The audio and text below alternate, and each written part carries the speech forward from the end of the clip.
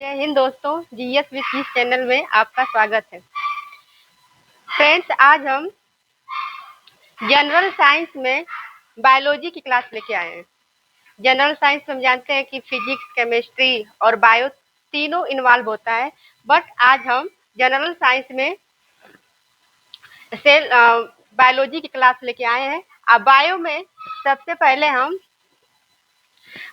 का सबसे पहले हम उसका सिलेबस डिस्कस करेंगे, फिर जितने टॉपिक्स हैं फिर डिस्कस करेंगे। तो सबसे पहले हम इसमें सिलेबस को डिस्कस करेंगे।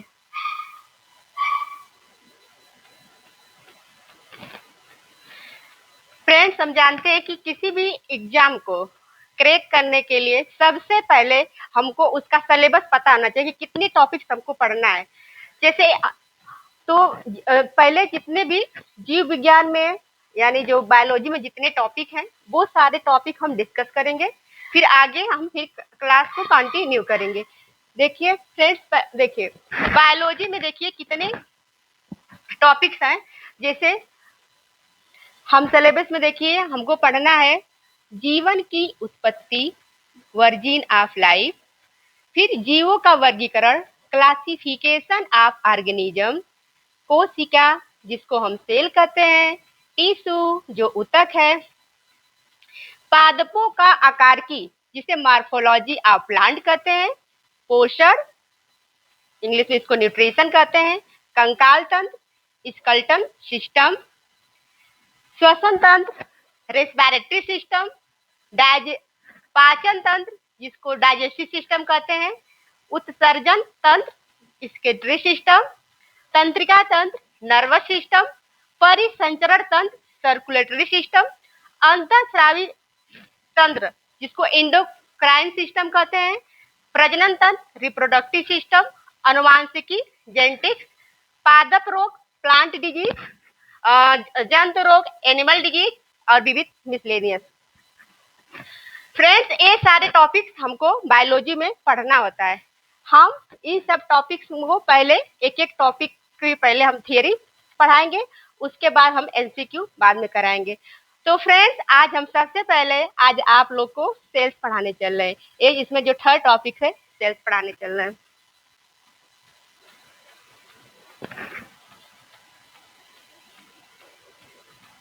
सेल सेल सेल एक अंग्रेजी वर्ड है जिसे हम कोशिका कहते हैं।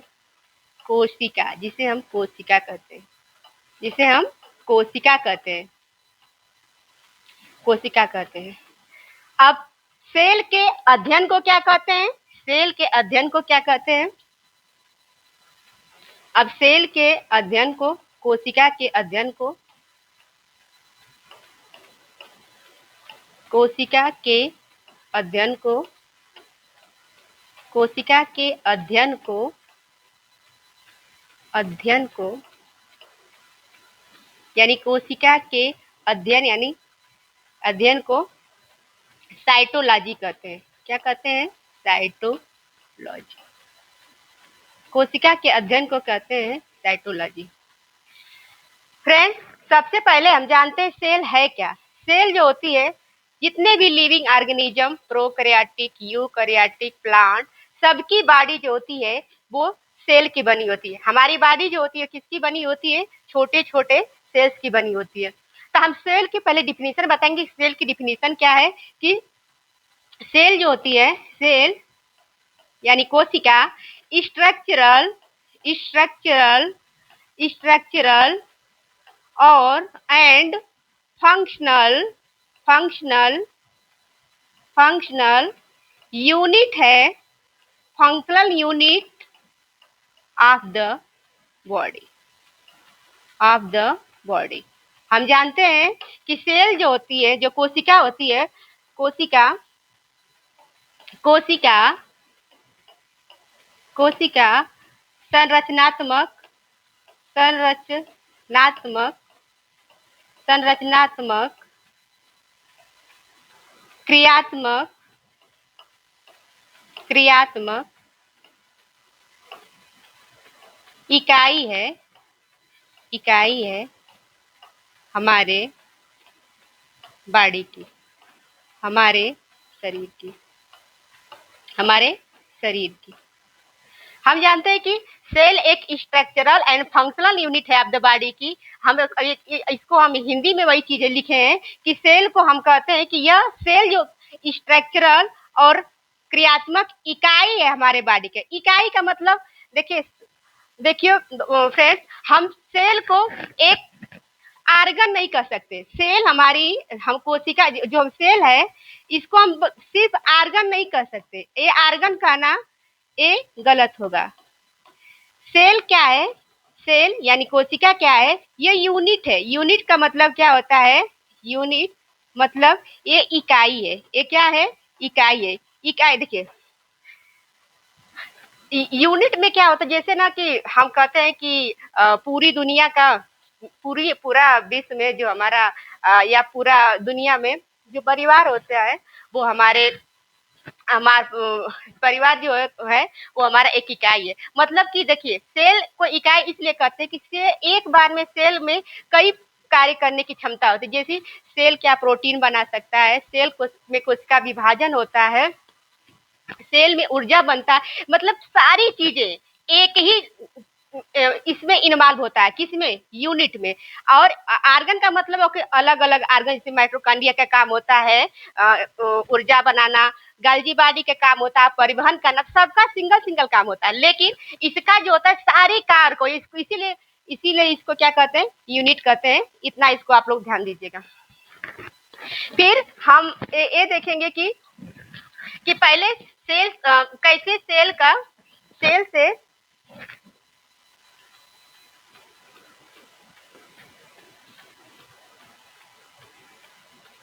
हम ये देखेंगे कि हम पहले बोले कि अब सेल से कैसे एक बॉडी का निर्माण होता है, क्या प्रोसेस है वो हम बताएंगे। जैसे मान लीजिए सेल है। सेल सेल से क्या बनते हैं? टिश्यू। अभी हम बता रहे हैं सेल से टिश्यू बनते हैं। टिश्यू से क्या बनता है? आर्गन। आर्गन आर्गन से organ organ organ system. Organ system. Organ system से पूरा एक आर्गन सिस्टम से पूरा एक ऑर्गेनिज्म बन जाता है। ऑर्गेनिज्म एक ऑर्गेनिज्म बन जाता है। फ्रेंड्स, हम बायोलॉजिकल इसलिए पढ़ा रहे हैं कि दोनों जो सबको समझ। जैसे सेल को हम कोशिका कहते हैं। कोशिका कोशिका सेल को हम कोशिका कहते हैं। फिर कोशिका से ऊतक। ऊतक ऊतक से हमारा अंग। अंग अंग से इसको हम बोल देंगे कि अंगतंत्र। अंगतंत्र इसको हम बोलेंगे कि अंगतंत्र। अंगतंत्र और फिर हमारा एक क्या पूरा शरीर बन जाता है। पूरा शरीर बन जाता है। तो हम कहेंगे कि देखिए हम पहले बोले हैं कि सेल जो हमारे बॉडी में हर जगह सेल्स है। तो एक सेल जब पहले एक जब सिंगल सेल ग्रुप में हो जाते हैं तो उसी को हम टिश्यू कहते हैं या ऊतक कहते हैं।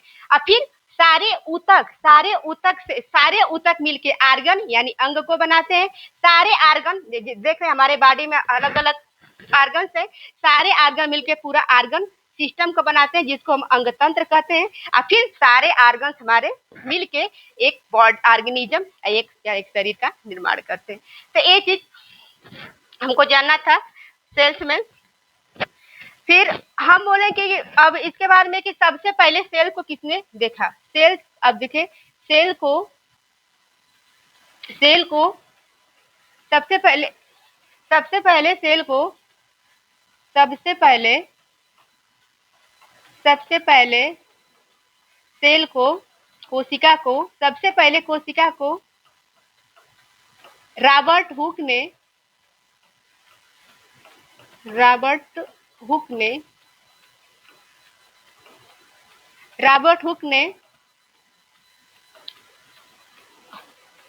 मृत कोशिका में देखा था। मृत कोशिका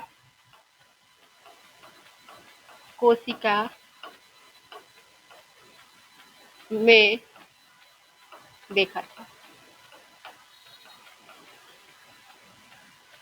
सबसे पहले कोशिका को रॉबर्ट हुक ने मृत कोशिका में देखा था, यानी कह सकते कि सबसे पहले इन्हें रॉबर्ट हुक ने ही खोज किया था, वो भी एक कार्क में जो पेड़ की छाल होती है।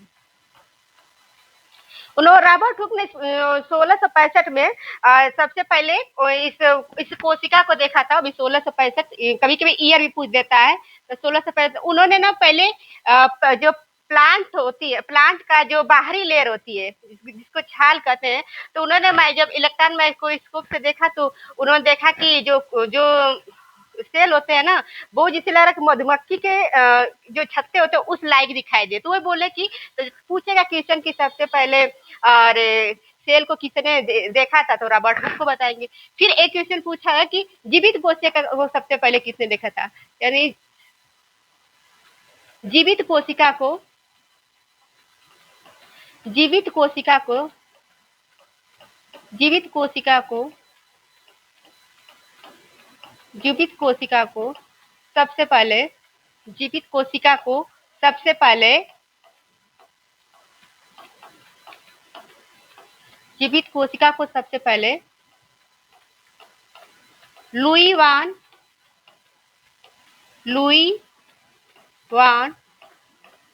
हॉक ने किया था।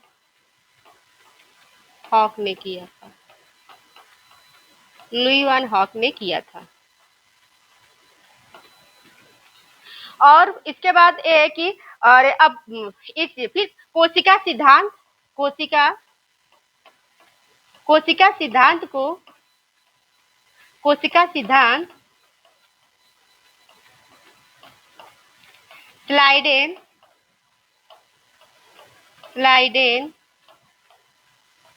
और स्वान ने किया था।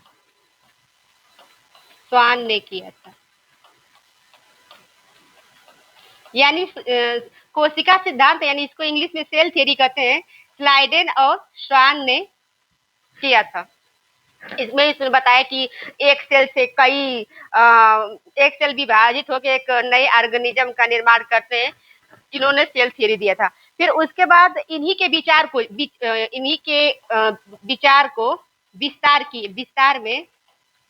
विचार को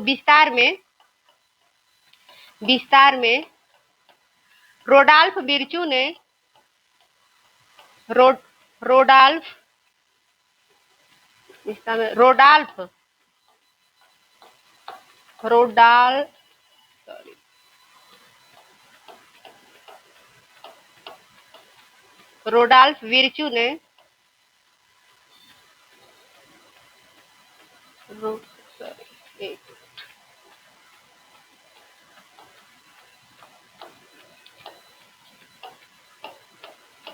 रोडॉल्फ विर्चू ने आगे बढ़ाया और रोडॉल्फ विर्चू ने इसका विस्तार किया। फिर इन्होंने रोडॉल्फ विर्चू का मानना था कि नई कोशिका का निर्माण हमेशा पुरानी कोशिका से होता है। इन्होंने बताया कि इनका जो एग्जाम में पूछता है कि इन्होंने क्या बताया, उन्होंने कहा कि अरे नई कोशिका का निर्माण नई कोशिका का निर्माण नई कोशिका का निर्माण पुरानी कोशिका से होता है। पुरानी कोशिका से होता है। नई कोशिका का विस्तार पुरानी कोशिका से होता है। फिर ऐसा, अब इसमें एक चीज पूछता है कि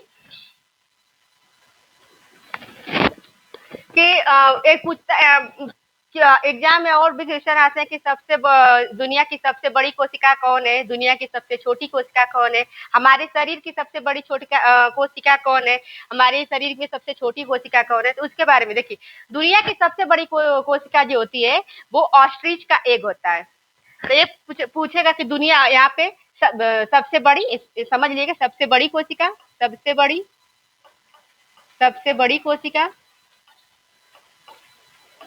बड़ी सेल कौन है? शुतुरमुर्ग का अंडा। शुतुरमुर्ग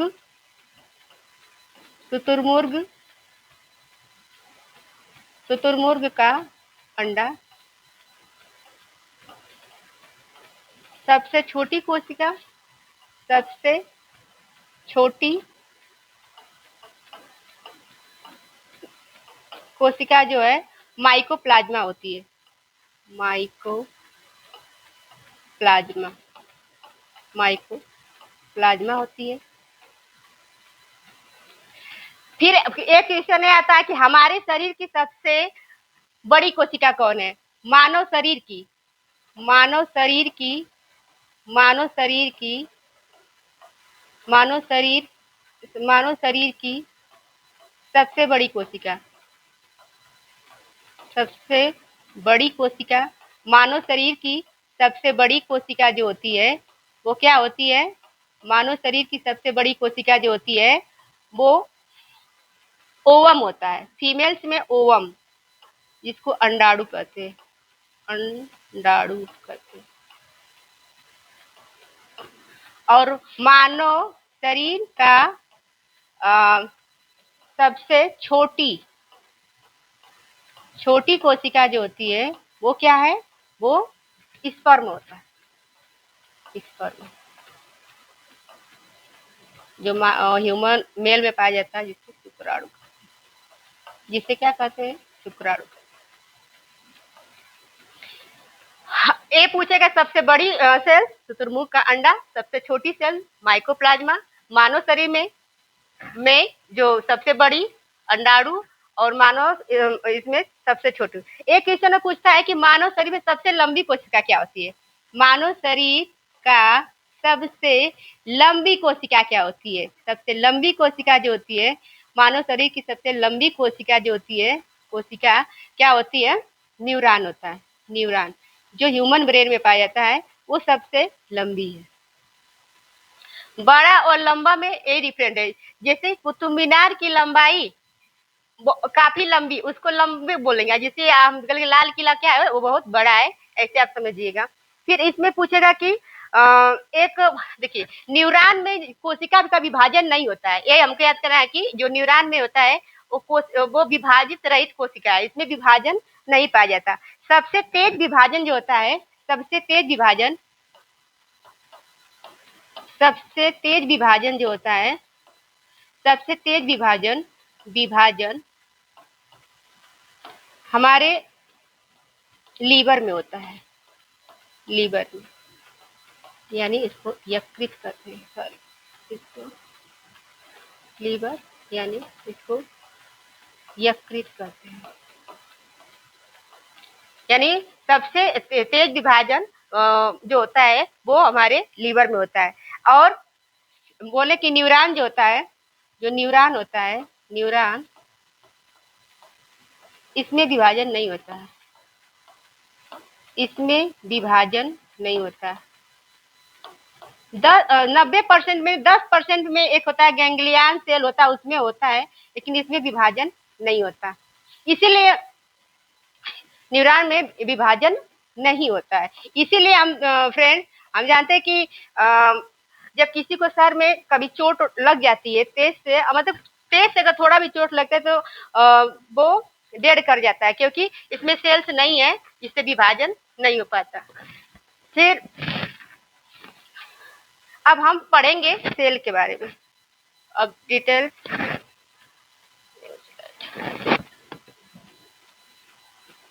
अब हम सेल पढ़ेंगे।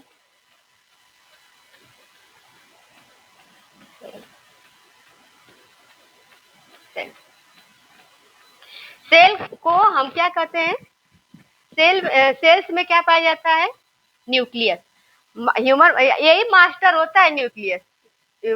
ब्रेन ऑफ मास्टर भी इसी को कहते हैं। तो अब इसमें हम क्या पढ़ेंगे?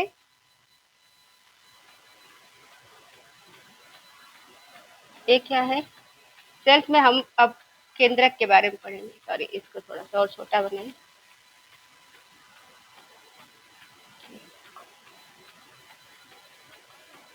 सेल के अंदर क्या होता है? एक केंद्रक होता है। केंद्रक,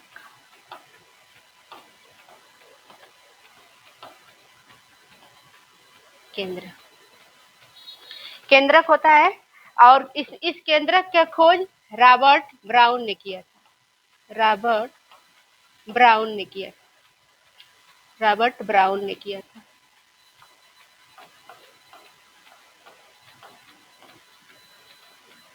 रॉबर्ट ब्राउन ने किया था। अब जो ये बाहरी, जो सेल की जो बाहरी लेयर है, इसे क्या कहते हैं? सेल मेम्ब्रेन कहते हैं। इसको सेल मेम्ब्रेन कहते हैं, कोशिका झिल्ली कहते हैं। इसको कोशिका झिल्ली कहते हैं। कोशिका झिल्ली कहते हैं। कोशिका झिल्ली कहते हैं। इसको कोशिका झिल्ली कहते हैं। जो प्रोटीन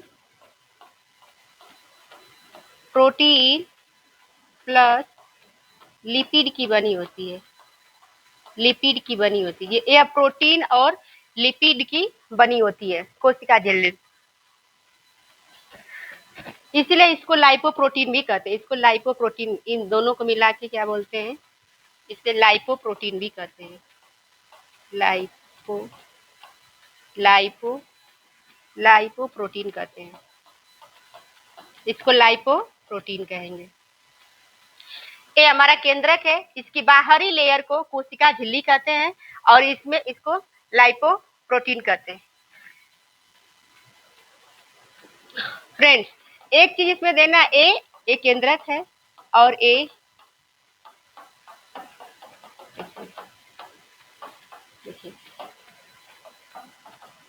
कोशिका के अंदर हम जानते हैं फ्रेंड्स, कोशिका के अंदर बहुत सारे ऑर्गेनेल्स पाए जाते हैं।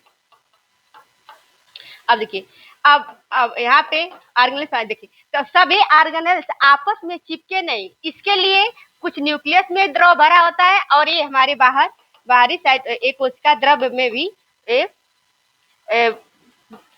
जल भरा होता है। तो इसलिए हम इसको कोशिका, इसमें जो जल भरा होता है उसको कोशिका द्रव कहते हैं। सेल में जो भरा होता है उसको कोशिका द्रव कहते हैं, यानी इसको साइटोप्लाज्म कहते हैं। साइटोप्लाज्म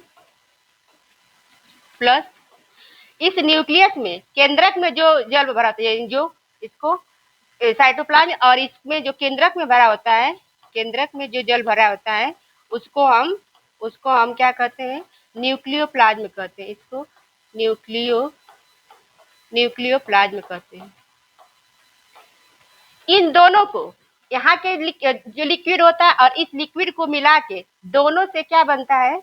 इन दोनों से मिला के प्रोटोप्लाज्म बनता है। प्रोटोप्लाज्म बनता है। जिस प्रोटोप्लाज्म बनता है और जिसको हम जीव द्रव्य कहते हैं। इसको हम हिंदी में बायोलॉजी में जीव द्रव्य कहते हैं। इसको हम क्या कहते हैं? जीव द्रव्य कहते हैं। इसकी खोज, इसका जो नाम है पुरकिंजे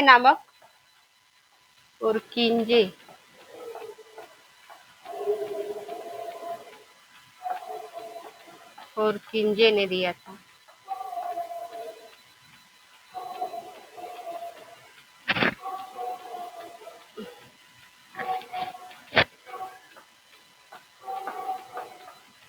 पुरकिंजे ने दिया था। इसका नाम पुरकिंजे ने दिया था।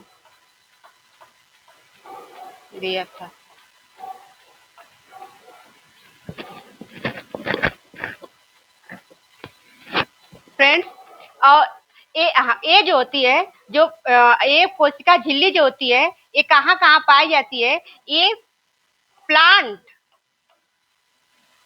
प्लस एनिमल, प्लांट और एनिमल दोनों में पाई जाती है, या प्लांट और एनिमल दोनों में पाई जाती है। अब इसी पे देखिए, एक हो अब ये जो होती है कोशिका झिल्ली जो होती है, ये इसको इंग्लिश में सेल मेम्ब्रेन कहते हैं। दोनों टर्म को समझते रहिए। इसको सेल मेम्ब्रेन कहते हैं। इसको सेल मेम्ब्रेन कहते हैं। और यह प्लांट और एनिमल दोनों में पाई जाती है। लेकिन इसी में फ्रेंड्स इसी में देखेंगे इसे सेल मेम्ब्रेन की बाहरी लेयर एक होती है, एक बाहरी लेयर को, इसी के बाहरी लेयर को कोशिका भित्ति कहते हैं। कोशिका भित्ति कहते हैं, कोशिका भित्ति कहते हैं। यानी इसको सेल वॉल कहते हैं, सेल वॉल जो केवल प्लांट में पाई जाती है, प्लांट में होती है, जो पौधे को और स्ट्रॉन्ग बनाती है। इसमें इसी का एक रोल होता है। इतना फ्रेंड्स यहाँ पे न्यूक्लियस के बारे में थोड़ा देखिए। न्यूक्लियस की खोज हम पहले बोले कि रॉबर्ट ए न्यूक्लियस है। इसके अंदर जेनेटिक मटेरियल, डीएनए, आरएनए, ये सारे क्रोमोजोम इसमें पाए जाते हैं। और इसमें ये जो होता है प्रोटीन, जो एक केंद्रक जो न्यूक्लियस होता है वो प्रोटीन, इसमें प्रोटीन सबसे ज्यादा होता है। और प्रोटीन लगभग 80% इसमें प्रोटीन होता है। और डीएनए इसमें 10% होता है। मतलब इसमें एक केंद्रक है, केंद्रक की खोज रॉबर्ट ब्राउन ने किया था। आपको ये जानना है इसमें प्रोटीन 80% होता है और 10% इसमें क्या होता है, डीएनए होता है।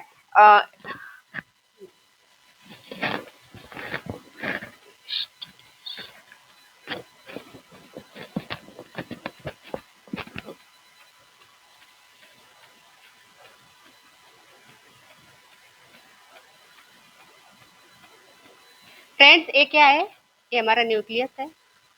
न्यूक्लियस से लगा हुआ, ये न्यूक्लियस से लगा हुआ एक संरचना पाई जाती है जिसे हम एंडोप्लाज्मिक रेटिकुलम कहते हैं।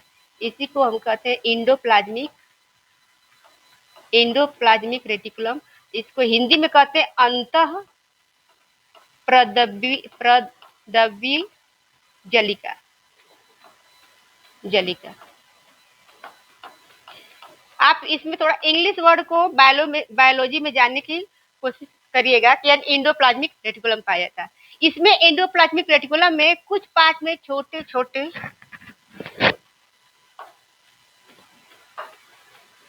इसमें राइबोसोम्स पाए जाते हैं।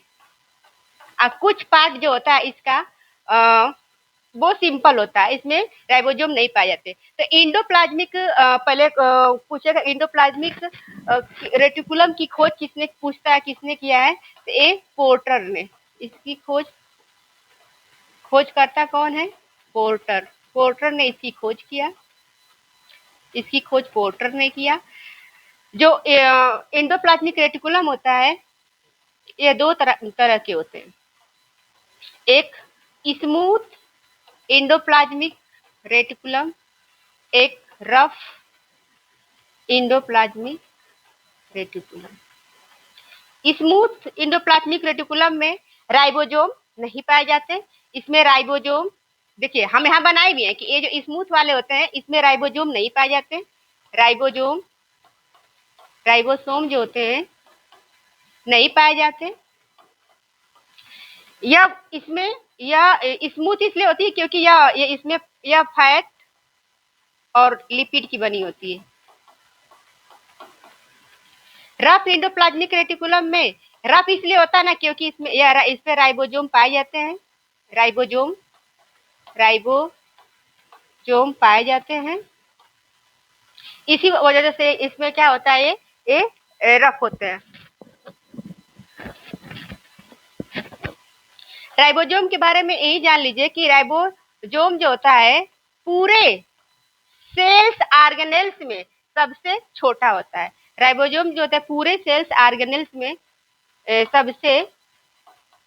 सबसे छोटा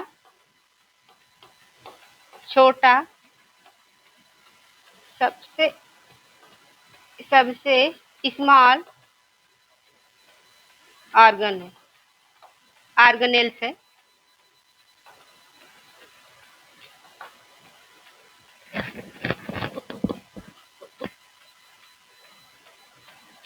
फ्रेंड्स, इसमें ये तो हमारा न्यूक्लियस है। पहले आपको पता है कि ये केंद्रक है, इसमें केंद्रक। इसमें एक माइटोकांड्रिया पाई जाती है, माइटोकांड्रिया के बारे में जान लीजिए। माइटोकांड्रिया माइटोकांड्रिया की खोज माइटोकांड्रिया की खोज माइट्रो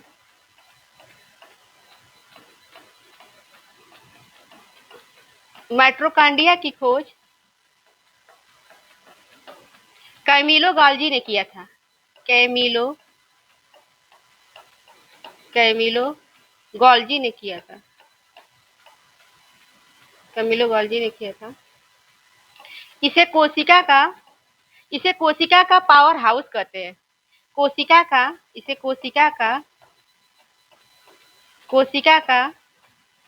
पावर हाउस कहते हैं।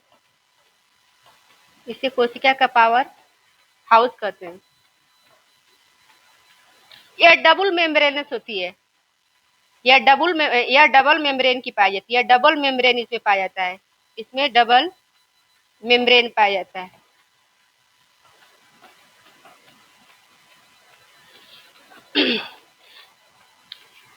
पूछेगा कि माइटोकांड्रिया में क्रेब्स साइकिल पाई जाती है। क्रेब्स साइकिल पाई जाती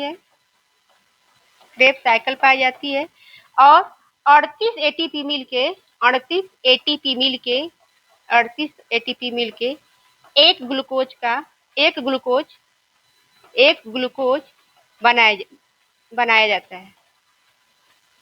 ये इतना माइटोकांड्रिया। हाँ, माइटोकांड्रिया में अपना एक है कि इसके पास खुद का डीएनए होता है। एक इम्पॉर्टेंट चीज है माइटोकांड्रिया के पास, इसके पास खुद का डीएनए होता है। माइटोकांड्रिया के पास खुद का डीएनए भी होता है। अब जैसे ही माइटोकांड्रिया अपना ऊर्जा बना के तैयार कर ली, उसी तरह वैसे ही वे एनर्जी इसके पास तैयार है।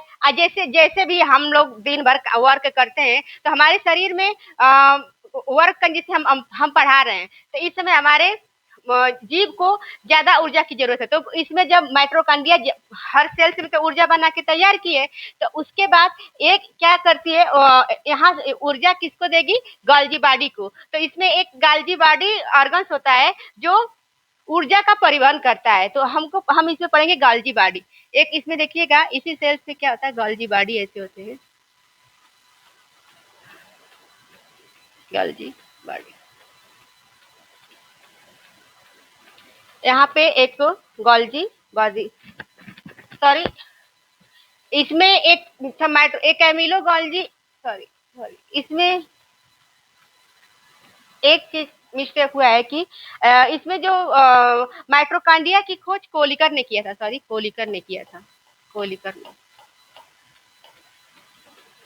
ऊर्जा पर यहाँ पे एक गोल्जी बॉडी है।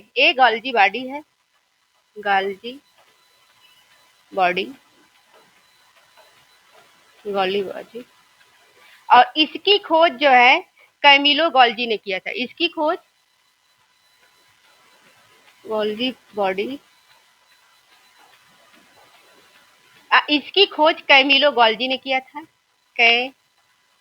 कैमिलो गोल्जी ने किया था। यह ऊर्जा परिवहन का काम करता है। यही माइटोकांड्रिया ऊर्जा बना लेती है, यह ऊर्जा परिवहन का कार्य करता है। यह ऊर्जा परिवहन का कार्य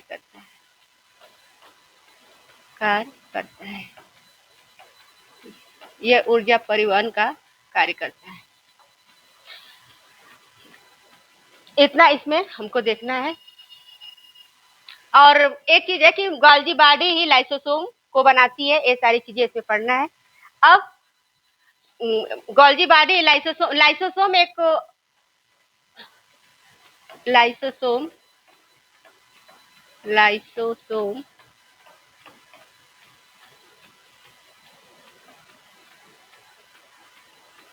का निर्माण यही होता है। यही होता है लाइसोसोम का निर्माण।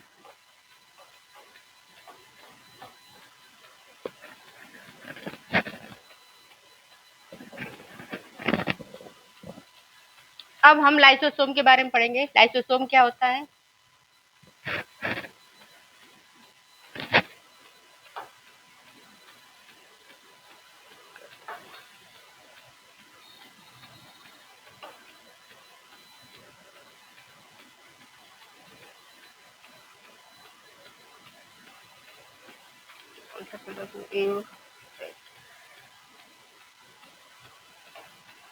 लाइसो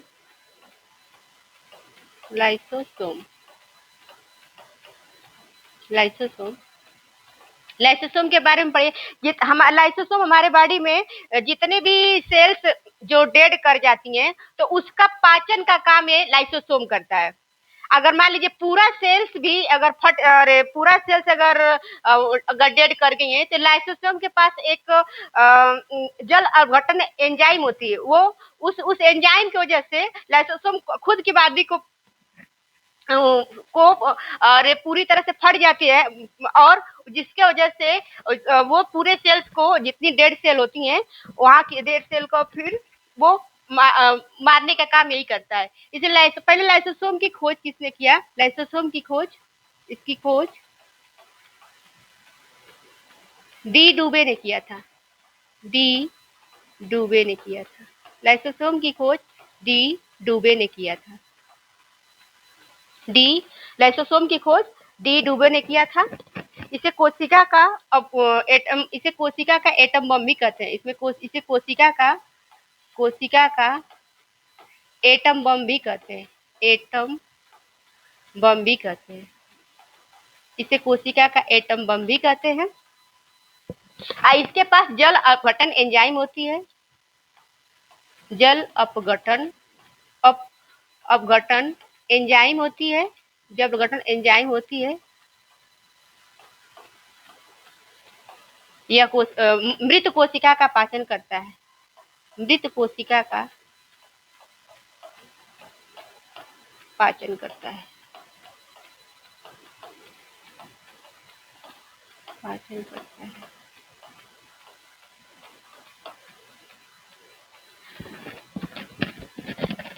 अब राइबोसोम के बारे में जान लीजिए। राइबोसोम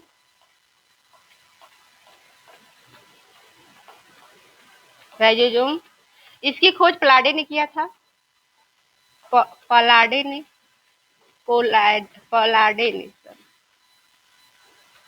किया था।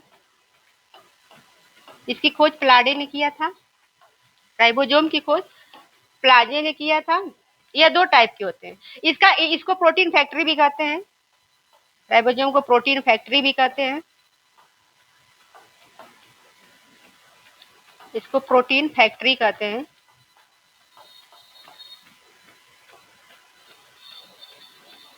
इसे प्रोटीन क्योंकि ये प्रोटीन को बनाता है। इसमें दो टाइप के राइबोसोम पाए जाते हैं 70S और 80S। जो बड़ी कोशिका होती हैं उनके लिए जैसे प्लांट और एनिमल्स में जिनको ज्यादा प्रोटीन की जरूरत होती है प्लांट प्लस एनिमल में प्लांट और एनिमल में 80S पाए जाते हैं राइबोसोम। ये छोटे ऑर्गेनिक जितने प्रोकैरियोटिक कोशिकाएं जितनी होती हैं जिसको जैसे जीवाणु माइकोप्लाज्मा ये जो ब्लू ग्रेन की जिनको कम प्रोटीन की जरूरत होती है उनमें ये पाया जाता है। ये कहाँ पाया जाता है? इतना जाने कि ये बैक्टीरिया में पाया जाता है। बैक्टीरिया में पाया जाता है या बैक्टीरिया में पाया जाता है। एक चीज हमको पढ़ना है उसमें सेल्स में वैक्यूल्स पढ़ते हैं। वैक्यूल यानी रसधानी टिकटिका भी कहते हैं या वैक्यूल। इसको इधर वैक्यूल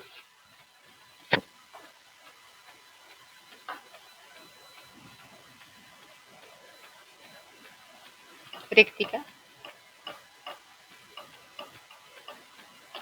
या वैक्यूल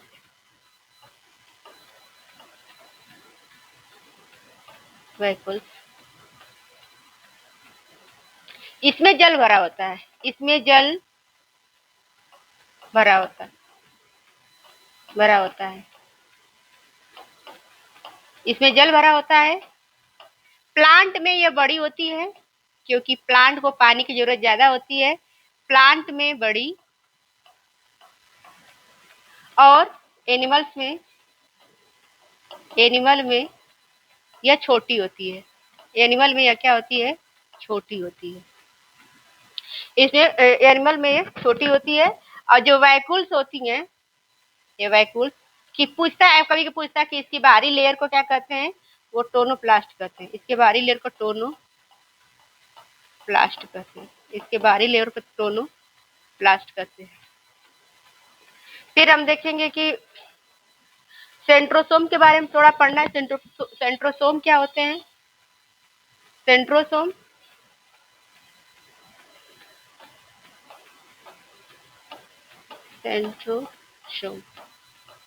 सेंट्रोसोम एक कोशिका विभाजन का काम करता है। इसकी जो सेंट्रोसोम इसकी खोज करता बेबोरी है। बेबोरी ने खोजा था। इसका काम होता है कोशिका विभाजन का काम होता है। इसका कोशिका विभाजन का काम होता है। कोशिका विभाजन का काम होता है। इसमें कोशिका का विभाजन होता है। इतना आप भी पढ़िए। एक चीज होता है, हमें पढ़ना है लवक के बारे में। लवक क्या है? लवक को प्लास्टिड कहते हैं। प्लास्टिड, लवक को प्लास्टिड कहते हैं। लवक में इसे लवक में क्या पाया जाता है? लवक कहाँ पाया जाता है? यह लवक जो होता है एक क्लोरोप्लास्ट में पाया जाता है।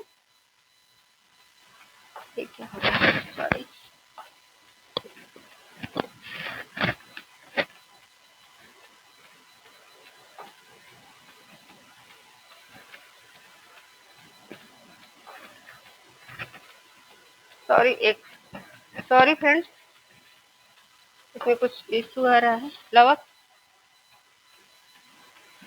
क्या दिक्कत है? हाँ ठीक है फ्रेंड्स, कुछ प्रॉब्लम हो गई थी इसमें। हाँ, ये पहले लवक जो होता है ये 3 तरह के होते हैं। देखिए लवक या प्लास्टिड में क्लोरोप्लास्ट पाया जाता है। क्लोरोप्लास्ट के अंदर क्लोरोफिल होता है। ये भी बताइए थे, ये जो प्लास्टिड होता है ये प्लांट ऑर्गेनेल्स है। प्लांट में सबसे बड़ा ऑर्गेनेल्स है। तो प्लास्ट यहाँ पे जो लवक होते हैं वो क्लोरोप्लास्ट में पाए जाते हैं। क्लोरोप्लास्ट में पाए जाते हैं लवक, क्लोरोप्लास्ट में। और क्लोरोप्लास्ट में एक के अंदर एक क्लोरोफिल होता है। क्लोरोफिल होता है। जो ये लवक होते हैं वो 3 प्रकार के होते हैं। एक लवक जो होते हैं वो 3 प्रकार के होते हैं। एक को हरित लवक कहेंगे। हरित लवक। एक को एक को कहते हैं अवर्णित लवक। अवर्णित लवक। एक को वर्णित का मतलब होता है जिसमें रंग हो। वर्णित लवक, वर्णित लवक कहते हैं जिसको क्लोरोप्लास्ट, इसको क्लोरोप्लास्ट कहेंगे। क्लोरोप्लास्ट, इसकी इंग्लिश भी देखते चलिए। तो क्लोरोप्लास्ट, इसको ल्यूकोप्लास्ट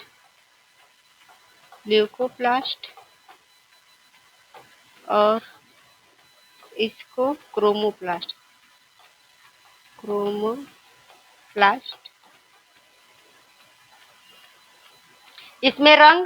इसमें जो होता है रंग नहीं पाया जाएगा। इसमें रंग पाया जाता है। इसका काम होता है भोजन का निर्माण करना। प्रकाश संश्लेषण द्वारा हरित लवक जो क्लोरोप्लास्ट होता है इसका काम होता है प्रकाश संश्लेषण के द्वारा भोजन का निर्माण करना। ये भोजन का निर्माण करता है। यह भोजन का निर्माण करता है। ये भोजन को स्टोर करता है। ये तो पेड़ के तना में, पत्तियों में, सब में पाया जाता है, इतना जानिए। ये जो होता है ना, जितनी भी भूमिगत पौधे होते हैं या भूमिगत स्टेम होते हैं, उसमें पाया जाता है। इसका काम होता है भोजन का भोजन को स्टार्च के फॉर्म में स्टोर करना। भोजन को स्टार्च के फॉर्म में स्टोर करना। और ये जो होता है, ये रंग प्रदान करता है। ये रंग प्रदान करता है किसमें? फल में, सब्जी में, पुष्प में। इसलिए गाजर का रंग, जैसे गाजर में इसी को, जैसे उसमें इसको कैरोटीन पाया जाता है। अगर टमाटर का रंग लाइकोपीन के कारण लाल होता है। लाइकोपीन।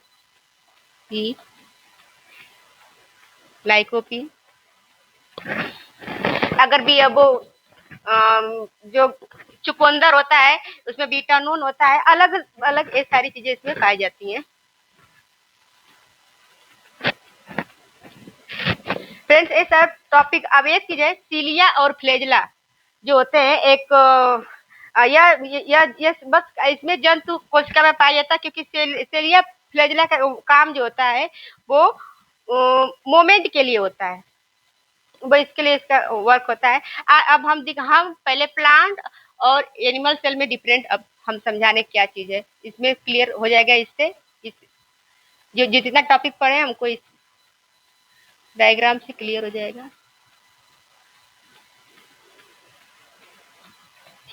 ये एनिमल है, एनिमल सेल। ये एनिमल सेल और ये प्लांट।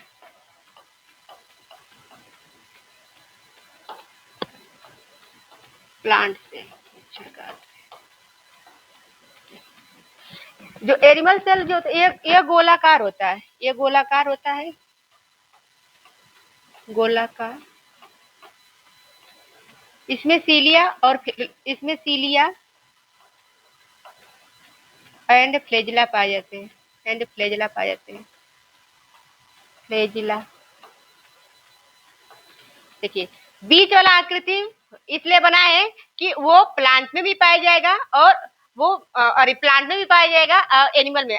इसमें क्या, प्लांट सेल में क्या होता है? प्लास्टिड होता है।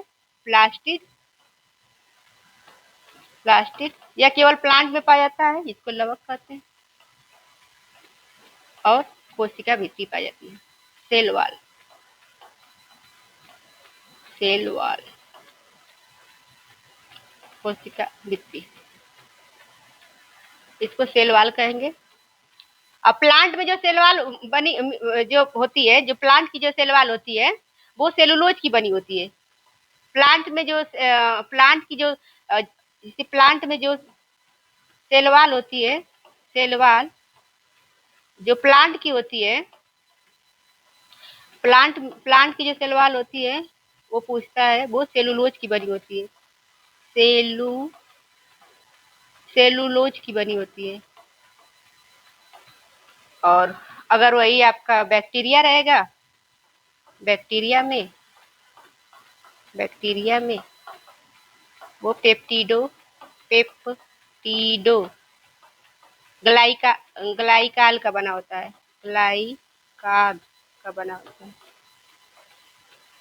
कवक में फंजाई जिसको कहते हैं, इसको जीवाणु कहते हैं, इतना तो समझ आ ही जाएगा।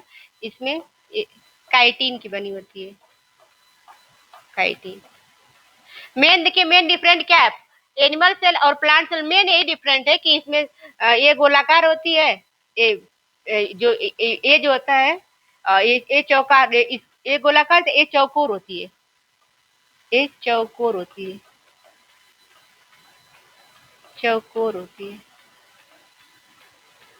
ये चौकोर होती है। और दोनों में जो कॉमन है, इसमें क्या है कि दोनों में सेल मेम्ब्रेन पाई जाती है। Cell membrane, cell membrane, cell membrane, जिसको कोशिका कोशिका झिल्ली कहेंगे। कोशिका झिल्ली, कोशिका झिल्ली कहेंगे। सेल मेम्ब्रेन इसमें होते हैं, केंद्रक दोनों में होता है। केंद्रक दोनों में होता है, जिसको न्यूक्लियस कहते हैं। केंद्रक दोनों में होता है। केंद्रक दोनों में होता है। माइटोकांड्रिया होती है, इसको न्यूक्लियस कहेंगे, भी ध्यान दीजिए। Nucleus, mitochondria, माइट्रो माइट्रो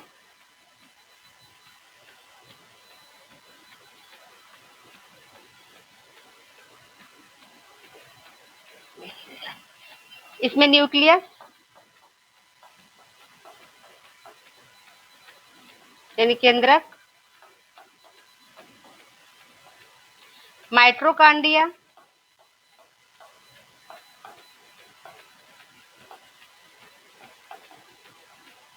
ribosome,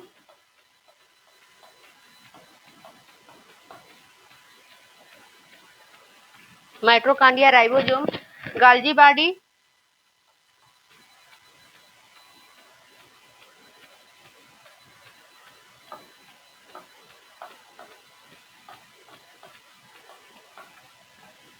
Golgi body, वैकुल्स,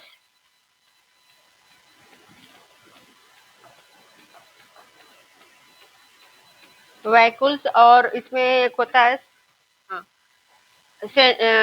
centriole, centriole. Hindi में देख लिए। माइटोकांड्रिया तो जान ही जाएंगे। राइबोसोम, गाल्जी बॉडी, वैकुल्स को वही रिक्तिका कहते हैं, रिक्तिका। और इसको सेंट्रियोल को सेंट्रियोल तारक काय कहते हैं, इतना तो पता ही होना चाहिए। अब देखिए, वैकुल्स जो होती हैं वो प्लांट में बहुत बड़ी, हमने पहले ही बता दिया है। और सेंट्रियोल जो होता है ना, छोटे प्लांट में पाया जाता है। याद करना कि जो सेंट्रियोल जो कोशिका विभाजन का काम होता है वो छोटे प्लांट में पाया जाता है। प्लांट में कोशिका का विभाजन तथा सेल प्लेट के द्वारा होता है, ये हमको याद इतना जानना है। अब डिफरेंट देख लें, प्रोकैरियोटिक और यूकैरियोटिक में क्या डिफरेंट है। प्रोकैरियोटिक,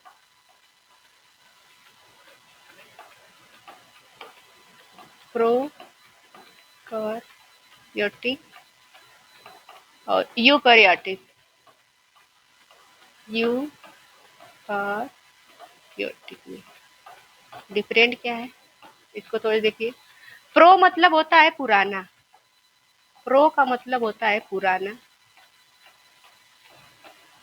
अकैरियोटिक का मतलब होता है, कैरियोटिक का मतलब होता है न्यूक्लियस, केंद्रक। इसमें पुराना, इसमें ट्रू न्यूक्लियस नहीं पाता है, यानी इसमें ट्रू न्यूक्लियस नहीं पाया जाता है, पूर्ण विकसित केंद्रक नहीं पाया जाता है।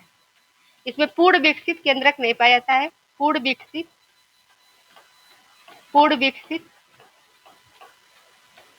केंद्रक नहीं पाया जाता है, केंद्रक नहीं पाया जाएगा इसमें। नहीं पाया, इसमें पूर्ण विकसित केंद्रक पाया जाएगा। विकसित पूर्ण विकसित केंद्रक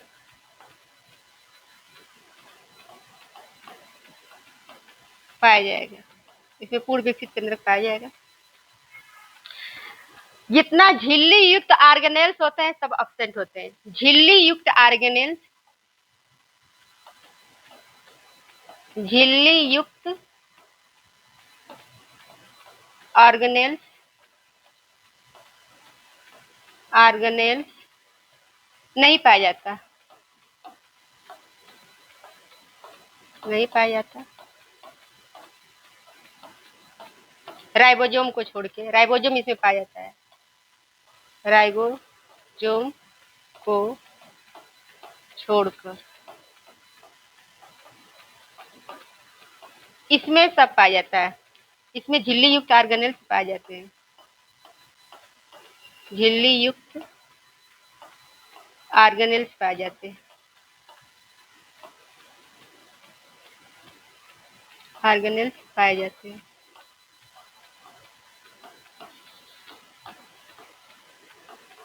इसमें झिल्ली युक्त ऑर्गेनेल्स पाए जाते हैं।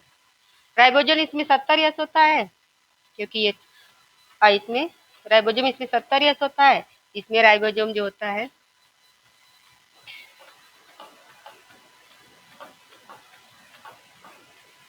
इसमें 80 यस होता है। इसमें 80 यस होता है। और इसमें कोशिका का विभाजन नहीं होता है, इसमें कोशिका का विभाजन होता है। यही सारी चीजें इसमें पढ़ना है। इसमें डीएनए डीएनए सर्कुलर होता है। सर्कुलर होता है। इसमें डीएनए डीएनए डबल हेलिक्स होता है। डबल हेलिक्स होता है। यह एग्जाम्पल में कहाँ कहाँ पाए जाते हैं प्रोकैरियोटिक में? Bacteria bacteria, blue green algae, blue green algae, algae में, माइकोप्लाज्मा में, माइको, बस इतना समझे। ब्लू छोटे एनिमल जीवाणु जितने भी छोटे जीव होते हैं उसमें पाया जाता है। इसमें यह प्लांट एंड एनिमल, ये प्लांट और एनिमल में। तो फ्रेंड्स, आज हम अपनी क्लास यहीं पे स्टॉप करते हैं। फिर नेक्स्ट क्लास में फिर कंटिन्यू करेंगे। Thank you.